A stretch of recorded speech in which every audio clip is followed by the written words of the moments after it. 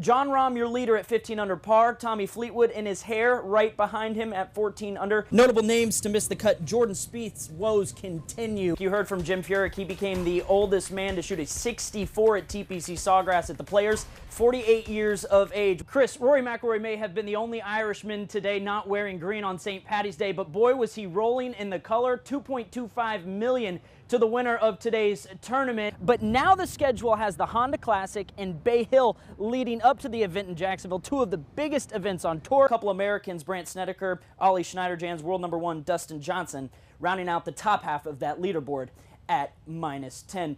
There's been a lot of concern about this week's tournament. No, I'm not talking about the golf or the move to March. We're talking about the weather for this weekend, in particular tomorrow's final round. Countless surgeries and swing coaches later, not even Vegas had money to see the Big Cat ever win again. So if you're like me and you hit it in this, you normally have 5 minutes to look for the ball. Now it's down to 3 minutes. Correct. Tiger Woods is the reason so many of the guys who now beat him on tour even started playing the game of golf. He expanded and grew the sport that many people brushed aside as boring. The cool thing about Sunday's round at the Tour Championships is that Tiger created this. He sparked a fandom in most of these people during the prime of his career, and now in 2018, he gets to live the fruits of his labor. This transcends sport. It's what it's all about. We say Tiger's back, but by the looks of this crowd and the imprint he left on the sport, it's like he never left. Tommy Fleetwood came out of the gates and went birdie, eagle, birdie to start his day at TPC Sawgrass.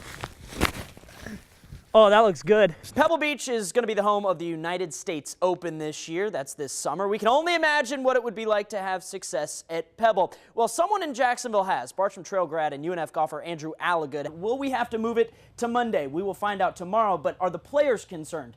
Mee O'Brien has more. 4 under through his first 3 holes. On the backside, it was Rory McIlroy who closed strong to get it to 12 under par. An international golfer has won 3 of the last 5 championships here at TPC Sawgrass. It looks like that trend is going to continue this weekend with the leaderboard Europe filled from top to bottom. When Pete, Alice's husband, was designing the stadium course in Ponte Vedra, he'd finalized 17 holes. Had room for one more, a par 3 to round out a par 72 course.